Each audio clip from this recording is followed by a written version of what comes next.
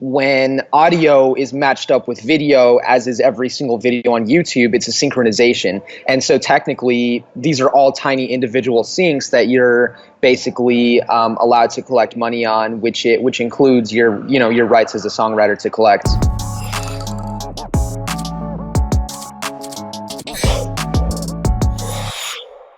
Today I'm pleased to interview Jacob Pace from Create.tv, a company that boasts that they are, and I quote, able to collect royalties you never knew existed. Jacob, welcome to BeatStars. Good to be here. Very quickly before we start, can you name some of the clients you collect royalties for? So on the urban side, we do everyone from Migos to Yachty right now. We work with a lot of producers like Sunny Digital, Metro Boomin. I mean, the list goes on. You can check out our website. It's createmusicgroup.com. We've got a lot of people on there. Just to get people's feet wet if they're just tuning in and they're not too aware of how royalties work, how does a PRO like ASCAP or BMI collect money for its creators? Yeah, totally. So for companies like that, it's a little bit different from what we do. We're a little bit more focused on working out of what's called YouTube's content management system, which is actually a back end where we keep track of a lot of producers and artists and who owns what and what percentage. And so through the content management system, that's how we're able to input data and actually claim videos on behalf of creators. So let's say, there's a mix that uses your song. We'll claim that sound recording for you. And if you're also a writer on that song, we'll also collect your publishing royalties. And in regards to ASCAP and BMI, they're a little bit more focused when it comes to royalties that are from radio or public performance, TV, all that kind of stuff. But they really don't focus on maximizing digital earnings on platforms like YouTube and SoundCloud as we do. A lot of people have very little understanding of just how royalties are generated to begin with, specifically performance royalties. And with all these new digital channels, there are so many new royalties that are now available to people. And I guess that's part of what we're going to get into in a minute. But back in 2017, you reached out to me basically telling me that I was missing out on money and that you could make sure I started receiving that money. Now, you sent me a spreadsheet of music that I had produced and said I could be collecting basically a performance royalty via YouTube. It's not a performance royalty. I mean, technically, what we're collecting for you as a producer is a sync royalty. When audio is matched up with video, as is every single video on YouTube, it's a synchronization. And so technically, these are all tiny individual syncs that you're basically allowed to collect money on, which includes your rights as a songwriter to collect. Okay, that's interesting. So what do you actually call this royalty stream? Do you call it a digital sync? Yeah, technically, that's probably a good way of putting it, a digital sync. But yeah, I do know that that's the royalty that we're collecting for producers is the synchronization royalty, and it's a different royalty stream than public performance or any of that. And this was a royalty stream that I didn't even know existed up until your company contacted me. Can you explain how this royalty is actually generated? Where does this money come from, and how is it paid out to individual creators? Yeah, so I mean, I guess when it comes to money specifically on YouTube, where it all starts is with an advertiser. So let's say a company like Pepsi comes into the picture and they say, hey, YouTube, we want to spend $50 million advertising to 18 to 24-year-olds that listen to hip hop music. That can include anyone, from the biggest artists and the producers right now.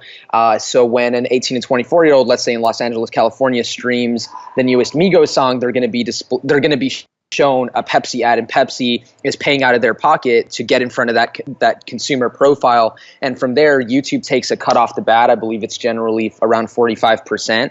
And the rest of that 55 is then allocated to whoever owns the rights for that piece of content, which can vary from, depending on the piece of video content. It can be the video creator, it can be the artist, it can be the label, depending on the situation. So that 55% is then divvied up between the sound recording owner, writers on the track. Usually it's those two revenue streams if we're talking about music specifically. But yeah, it all starts with an advertiser that comes into the picture that's interested in essentially putting in money. So of the money generated for this royalty stream, it's paid out based on percentages of the composition owned. Right. So paid off through the composition. But generally speaking, the way that it works is that the sound recording, usually the person who owns the sound recording or whoever has the sound recording rights is generating the most money. And then around 1/3 of those royalties are divvied up between the writers on a track, which can be the producer or the artist or, anyone who contributed to the songwriting process.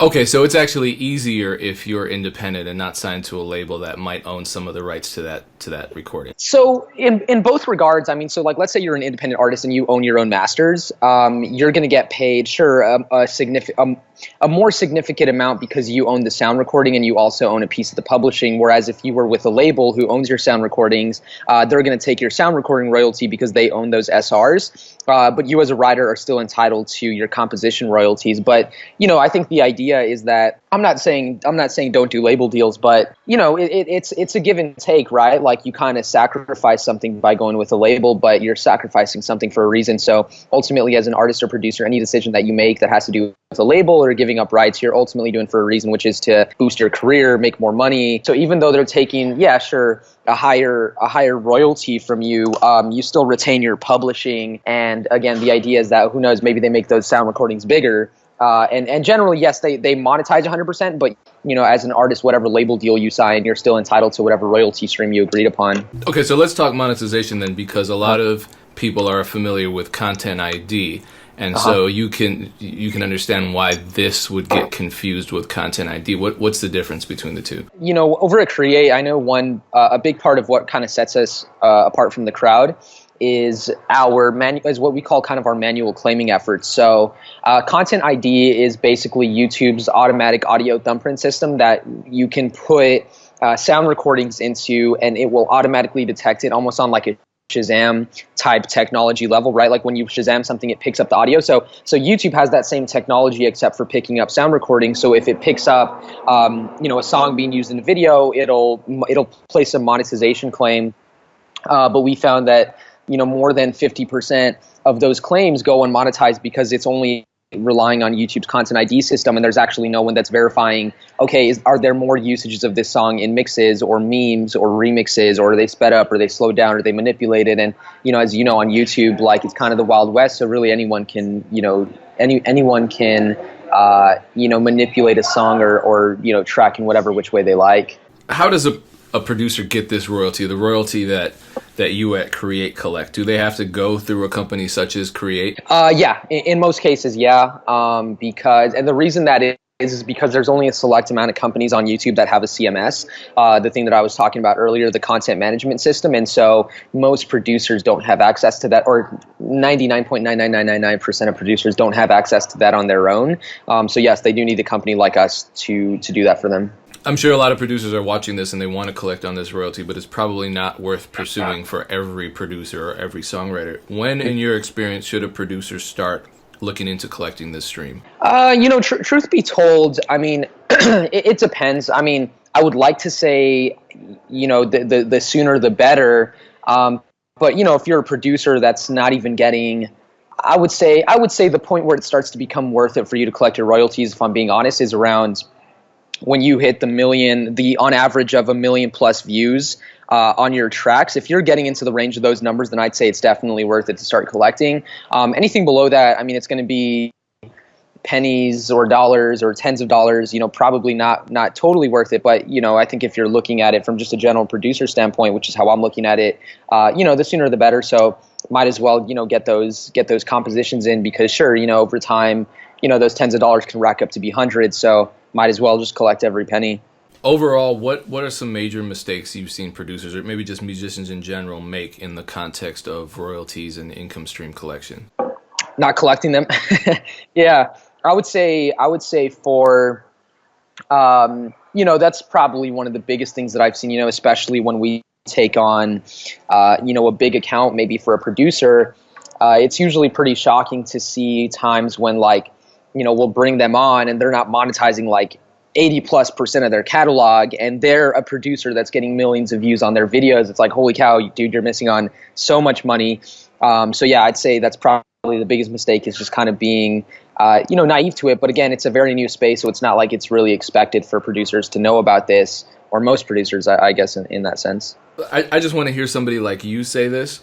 A lot of producers wait to sign up with a performance rights organization like ASCAP or BMI or SOCAN, depending on the country that they're in.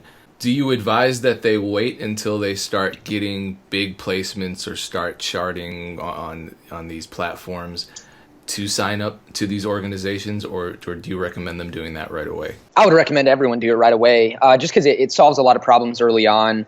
You don't have to worry about, which happens, you don't have to worry about other people coming in and collecting your compositions, because I've seen that happen before, right? Where, there might be a producer that's not collecting on his compositions or not putting that metadata in to ASCAP or BMI or whatever, and then another, producer comes along and monetizes that or puts the claims in, and it's like, whoa, who's this company that's like monetizing my stuff? So yeah, I would definitely say as soon as possible. And that's kind of what I was saying earlier, is like from a general producer standpoint, it's probably, most of the time it's good to just get started on your stuff as soon as possible. But if I'm looking at it from, a monetization standpoint, I'm just saying, in most cases, it usually doesn't become worth it until you hit that 1 million+ view mark on YouTube. But I'm not saying wait till that to start collecting your stuff. I'm just saying, get going on your stuff as soon as possible. But, if we're setting expectations properly, if you want to make a solid royalty stream, you kind of want to hit that mark first, just based off what I've seen. Okay, so let's kill some myths. A lot of producers that I talk to think if they register their beats with ASCAP or BMI and the other PROs, and if they copyright them, that nobody can steal their work and profit from it. Why is that incorrect? Now, more than ever, it's super important to make sure that you're monetizing everything, because there are cases where a tight beat producer might come along and there's a bunch of people using his beats and he's not monetizing any of them, and you just have a bunch of producers stealing your royalties. And I'd say, sure, get going on ASCAP and BMI, but I'd say on YouTube it's the most prolific from what I've seen. You have artists making their own remixes and videos, and so it's definitely an important platform to be monetizing. But yeah, you want to get going on that to make sure that you're not losing out on any money. Yeah, because and just to be clear with everybody watching this, you can copyright your beat, you can register your beat with ASCAP, BMI, and the other PROs, but they're not automatically tracking down instances of your beat being used and paying you accordingly. Titles have to be formally registered with your PRO in order to collect on that title. So if you register your beat, right? Correct me if I'm wrong. If you register your beat and your beat is titled Magic, and then someone comes along, takes your Magic beat, makes a song to it, and calls that song, I don't know, Super Trapper, your PRO is not going to collect royalties on Super Trapper because Super Trapper is not registered, but Magic is. So the beat's registered, but the song form of the beat is not registered.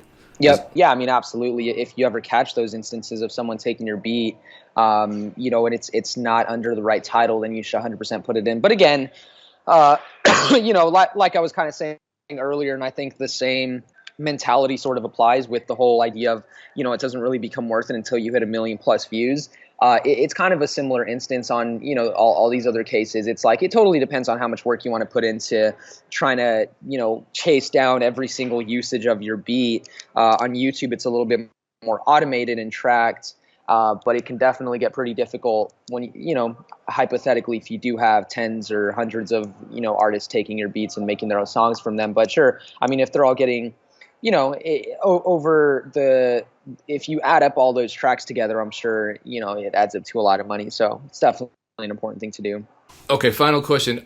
Are there other royalty streams now available that weren't available years ago that you think producers, songwriters, musicians are likely not taking advantage of? I think definitely YouTube, just from what I've seen. SoundCloud for sure.